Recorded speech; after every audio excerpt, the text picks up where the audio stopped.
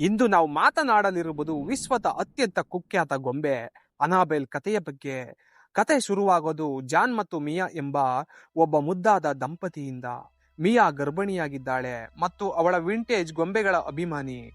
ತಮ್ಮ ಪ್ರೀತಿಯನ್ನ ವ್ಯಕ್ತಪಡಿಸಲು ಜಾನ್ ಏನು ಮಾಡ್ತಾನೆ ಅಂದ್ರೆ, ಮಿಯಾಳಿಗೆ ಒಂದು ದೊಡ್ಡ ಗೊಂಬೆ, ಬೆಳ್ಳಗಿನ ಡ್ರೆಸ್ ಇರುವ ಸುಂದರವಾದ ಗೊಂಬೆಯನ್ನ ಉಡುಗೊರೆಯಾಗಿ ನೀಡುತ್ತಾನೆ. ಆ ಗೊಂಬೆಯೇ ಅನಾಬೆಲ್. ಈ ಗೊಂಬೆ ಅವಳ ಸಂಗ್ರಹಕ್ಕೆ ಮತ್ತೊಂದು ಸೇರ್ಪಡೆಯಷ್ಟೇ ಇರಾಗಿರಲಿಲ್ಲ, ಬದಲಾಗಿ ಆ ಮನೆಯ ಅತಿಥಿಯಾಗಿರುವ ಒಂದು ದುಷ್ಟ ಶಕ್ತಿಯ ಟಿಕೆಟ್ ಆಗಿತ್ತು. ಜೀವನ ಸುಂದರವಾಗಿ ಸಾಗುತ್ತಿರುವಾಗ ಒಂದು ರಾತ್ರಿ ಏನಾಗುತ್ತೆ ಅಂದ್ರೆ, ಅವರ ಪಕ್ಕದ ಮನೆಯಲ್ಲಿ ಭಯಾನಕ ಘಟನೆ ನಡೆಯುತ್ತದೆ. ಅನಾಬೆಲ್ ಹಿಗ್ಗಿನ್ಸ್ ಎಂಬ ಹುಡುಗಿ ಮತ್ತು ಆಕೆಯ ಬಾಯ್ ಫ್ರೆಂಡ್ ಇವರಿಬ್ಬರು ಒಂದು ಸೈತಾನ ಆರಾಧಕ ಗುಂಪಿಗೆ ಸೇರಿದವರು. ಅವರು ತಮ್ಮದೇ ಪೋಷಕರನ್ನು ಕ್ರೂರವಾಗಿ ಕೊಲೆ ಮಾಡುತ್ತಾರೆ. ಇನ್ನು ಆಘಾತಕಾರಿ ವಿಷಯ ಏನಂದ್ರೆ, ಅವರು ಇಷ್ಟಕ್ಕೆ ಸುಮ್ಮನಾಗಿರುವುದಿಲ್ಲ. ಆ ಕ್ರೂರ ಹಂತಕರು ಜಾನ್ ಮತ್ತು ಮಿಯಾ ಮನೆಗೆ ನುಗ್ಗುತ್ತಾರೆ.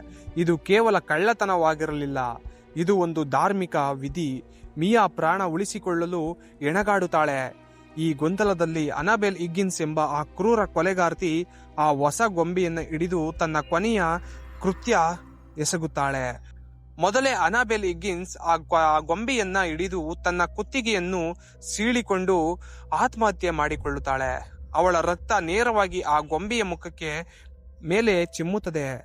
ಆದರೆ ಇದು ಕೇವಲ ರಕ್ತವಾಗಿದೆಯೇ ಇಲ್ಲ, ಆ ಸೈತಾನ ಆರಾಧಕರು ಕರೆಯುತ್ತಿದ್ದ ಒಂದು ದುಷ್ಟಶಕ್ತಿ ಆಕೆಯ ಮೂಲಕ ಆ ಗೊಂಬೆಯೊಳಗೆ ಪ್ರವೇಶ ಮಾಡಿತು. ಇಲ್ಲಿಂದ ಶುರುವಾಗೋದೇ ನಿಜವಾದ ಸಿನಿಮಾ. ಆ ಘಟನೆಯ ನಂತರ ಮಿಯಾ ತನ್ನ ಮಗಳನ್ನು ಏರುತ್ತಾಳೆ ಮತ್ತು ಆ ಭಯಾನಕ ನೆನಪುಗಳು ಮರೆಯಲು ದಂಪತಿಗೆ ಬೇರೆ ಅಪಾರ್ಟ್ಮೆಂಟ್ಗೆ ಶಿಫ್ಟ್ ಆಗುತ್ತಾರೆ. ಜಾನ್ ಆ ಗೊಂಬೆಯನ್ನು ಕಸದ ಬುಟ್ಟಿಗೆ ಎಸೆಯುತ್ತಾನೆ. ಎಲ್ಲರೂ ಮುಗಿಯಿತು ಅಂದುಕೊಳ್ಳುವಾಗಲೇ ಅವರು ಹೊಸ ಮನೆಗೆ ಬಂದಾಗ ಸಾಮಾನುಗಳು ಬಾಕ್ಸ್ನಲ್ಲಿ ಆ ಗೊಂಬೆ ಮತ್ತೆ ಪ್ರತ್ಯಕ್ಷವಾಗುತ್ತದೆ. ಆ ಗೊಂಬೆ ಬಂದ ನಂತರ ಮನೆಯಲ್ಲಿ ವಿಚಿತ್ರ ಶಬ್ದಗಳು ಕೇಳಿಸಲು ಶುರುವಾಗುತ್ತದೆ. ಕೆಲವೊಮ್ಮೆ ಅದನ್ನು ಒಂದು ಕಡೆ ಇಟ್ಟರೆ ಇನ್ನೊಂದು ಕಡೆ ಹೋಗಿ ಕೂತಿರುತ್ತದೆ. ಒಂದು ಸಾರಿ ಮಿಯಾ ತನ್ನ ಪಾಪ್ಕಾರ್ನ್ ತಯಾರಿಸುವಾಗ ಇದ್ದಕ್ಕಿದ್ದಂತೆ ಕಿಚನ್ ನಲ್ಲಿ ಒಂದು ನಿಗೂಢ ಶಕ್ತಿ ಅವಳನ್ನ ಗಾಬರಿಗೊಳಿಸುತ್ತದೆ. ಆದರೆ ಆ ಘಟನೆಗಳು ಕೇವಲ ಟ್ರೈಲರ್ ಅಷ್ಟೇ. ಆ ದುಷ್ಟ ಶಕ್ತಿಯ ಗುರಿ ಸ್ಪಷ್ಟವಾಗಿತ್ತು. ಅದು ಮಿಯಾ ಮತ್ತು ಜಾನ್ ಅವರ ಮಗು ಲಿಯಾ. ಮಿಯಾ ಒಂದು ದಿನ ಅಡುಗೆ ಮನೆಯಲ್ಲಿ ಕೆಲಸ ಮಾಡುತ್ತಿರುವಾಗ ಬೇಬಿ ಮಾನಿಟರ್ ನಲ್ಲಿ ಮಗುವಿನ ಕೋಣೆಯೊಳಗೆ ಒಂದು ಕಪ್ಪು ನೆರಳು ಚಲಿಸುವುದನ್ನ ನೋಡುತ್ತಾಳೆ.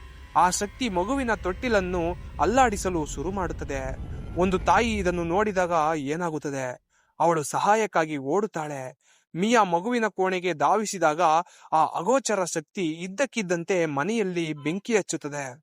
ಮಿಯಾ ತನ್ನ ಮಗುವಿನೊಂದಿಗೆ ಆ ಕೋಣೆಯಲ್ಲಿ ಸಿಕ್ಕಿಕೊಂಡಿರುತ್ತಾಳೆ. ಆ ಶಕ್ತಿ ಮಿಯಾವನ್ನ ನೆಲಕ್ಕೆ ಬೀಳಿಸಿ ಬೆಂಕಿ ಆರಿಸುವ ಯಂತ್ರವನ್ನ ಅವಳತ್ತ ಎಸೆಯುತ್ತದೆ. ಈ ಶಕ್ತಿ ಕೇವಲ ಬೆದರಿಸುತ್ತಿಲ್ಲ, ಇದು ಕೊಲೆ ಮಾಡುವ ಉದ್ದೇಶದಿಂದ ಬಂದಿದೆ. ಈ ಘಟನೆಗಳಿಂದ ಜಾನ್ ಮತ್ತು ಮಿಯಾ ಸಂಪೂರ್ಣವಾಗಿ ಬೆಚ್ಚಿ ಬೀಳುತ್ತಾರೆ. ಮಿಯಾ ತಾನೇ ಸ್ವತಃ ಈ ಘಟನೆಯನ್ನ ಬಗ್ಗೆ ಅಧ್ಯಯನ ಮಾಡಲು ಶುರು ಮಾಡುತ್ತಾಳೆ. ಅವಳಿಗೆ ಒಂದು ವಿಷಯ ತಿಳಿಯುತ್ತದೆ. ಈ ಗೊಂಬೆಯೊಳಗೆ ಬಂದಿರುವ ಶಕ್ತಿ ಕೇವಲ ಒಂದು ದೆವ್ವ ಅಲ್ಲ, ಇದು ಒಂದು ಉನ್ನತ ಮಟ್ಟದ ಮತ್ತು ಪ್ರಬಲವಾದ ಪಿಶಾಚಿ ಎಂದು.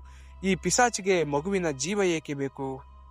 ಮಿಯಾಳ ಅಧ್ಯಯನದ ಪ್ರಕಾರ ಈ ಪಿಶಾಚಿಯು ಮಗುವಿನ ಜೀವವನ್ನ ತೆಗೆದುಕೊಳ್ಳಲು ಪ್ರಯತ್ನಿಸುತ್ತೆ ಎಂಬುದು ಸುಳ್ಳು. ಅದರ ನಿಜವಾದ ಉದ್ದೇಶ ಆ ಕುಟುಂಬದಲ್ಲಿರುವ ಯಾರನ್ನಾದರೂ ಆತ್ಮವನ್ನು ವಶಪಡಿಸಿಕೊಳ್ಳುವುದು. ಯಾಕೆಂದರೆ ಆ ಗೊಂಬೆಯನ್ನೇ ಬಳಸಿಕೊಂಡು ಒಂದು ಆತ್ಮವನ್ನು ವಶಪಡಿಸಿಕೊಂಡರೆ ಆ ಪಿಶಾಚಿಗೆ ಒಂದು ಸಂಚಾರಿ ವಾಹನ ಸಿಕ್ಕಂತೆ ಆಗುತ್ತದೆ.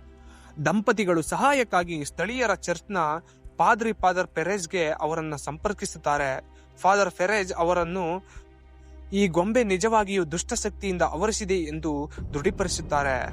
ಅವರು ಧೈರ್ಯ ಮಾಡಿ ಈ ಗೊಂಬೆಯನ್ನ ಚರ್ಚ್ಗೆ ತೆಗೆದುಕೊಂಡು ಹೋಗಿ ಅಲ್ಲಿಯೇ ಲಾಕ್ ಮಾಡಲು ನಿರ್ಧರಿಸುತ್ತಾರೆ. ಆದರೆ ಅದು ಅಷ್ಟು ಸುಲಭವಾಗಿ ಬಿಟ್ಟುಕೊಡುವುದಿಲ್ಲ. ಫಾದರ್ ಫೆರೇಜ್ ಅವರ ಚರ್ಚ್ಗೆ ಹೋಗುವಾಗ ಆ ಗೊಂಬೆಯೊಳಗಿನ ಶಕ್ತಿ ಅವರ ಮೇಲೇನೆ ದಾಳಿ ಮಾಡುತ್ತದೆ. ರಸ್ತೆಯ ಮಧ್ಯದಲ್ಲಿ ಅವರನ್ನು ಸೀರಿಯಸ್ ಆಗಿ ಗಾಯಗೊಳಿಸುತ್ತದೆ. ಆದರೆ ಆಶ್ಚರ್ಯ ಏನೆಂದರೆ, ಆ ಗೊಂಬೆ ಅವರ ಕಾರಿನಿಂದ ಮಾಯವಾಗಿ ಮತ್ತೆ ಮಿಯಾಳ ಮನೆಗೆ ಹಿಂದಿರುಗುತ್ತದೆ. ಇದು ಗೊಂಬೆಯ ಆಟವೇ ಅಥವಾ ಪಿಶಾಚಿಯ ತಂತ್ರವೇ ಎಂದು ಯಾರಿಗೂ ಗೊತ್ತಿರಲಿಲ್ಲ. ಈ ಭಯಾನಕ ಪರಿಸ್ಥಿತಿಯಲ್ಲಿ ಮಿಯಾಳಿಗೆ ಸಹಾಯಕ್ಕೆ ನಿಲ್ಲುವವರು ಯಾರು ಗೊತ್ತಾ? ಆಕೆಯ ಸ್ನೇಹಿತೆ, ಲೈಬ್ರರಿಯನ್ ಆಗಿರುವ ಎವೆಲಿನ್. ಎವೆಲೆನ್ ಧಾರ್ಮಿಕ ಮತ್ತು ಆಧ್ಯಾತ್ಮಿಕ ವಿಚಾರಗಳ ಬಗ್ಗೆ ತಿಳಿಯುವ ಮಹಿಳೆ. ಅವಳು ಮಿಯಾಳಿಗೆ ಧೈರ್ಯ ತುಂಬುತ್ತಾಳೆ ಮತ್ತು ಪಿಶಾಚಿಯನ್ನು ಎದುರಿಸುವುದಕ್ಕೆ ಸಹಾಯ ಮಾಡುತ್ತಾಳೆ. ಕಥೆಯ ಈ ಹಂತದಲ್ಲಿ ನಮಗೆ ಎಲಿವೇನ್ ಕರಾಳ ಭೂತಕಾಲದ ಬಗ್ಗೆ ತಿಳಿಯುತ್ತದೆ. ಹಿಂದೊಮ್ಮೆ ಆಕೆಯ ಮಗಳು ಕಾರು ಅಪಘಾತದಲ್ಲಿ ಸತ್ತು ಹೋಗಿರುತ್ತಾಳೆ.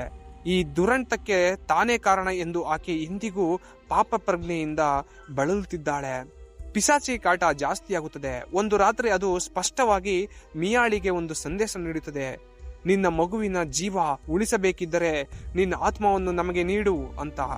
ಮಿಯಾ ತಾಯಿಯಾಗಿ ತನ್ನ ಮಗುವನ್ನು ರಕ್ಷಿಸಲು ಯಾವುದೇ ತ್ಯಾಗಕ್ಕೂ ಸಿದ್ಧಳಾಗಿದ್ದಳು.